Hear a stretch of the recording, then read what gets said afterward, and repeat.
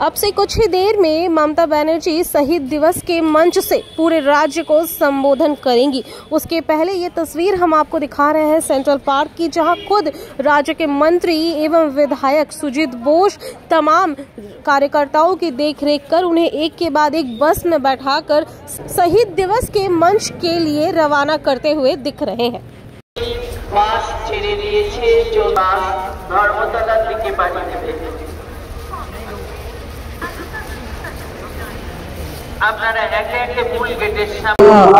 সমাবেশ আপনারা জানেন 21শে জুলাই এমন একটা দিন আর এমন একটা বছর প্রত্যেক বছর অতিক্রম, এবারও তার ব্যতিক্রম বলছি। এই যাবৎকালে সবচেয়ে বড় সমাবেশ আজ 21শে জুলাই ঘটেছে। নির্বাচন যখন হবে নির্বাচন আর 21শে জুলাই আপনারা জানেন শহীদ দিবস, এটা মানুষের কাছে অন্যরকম একটা সেন্টিমেন্ট।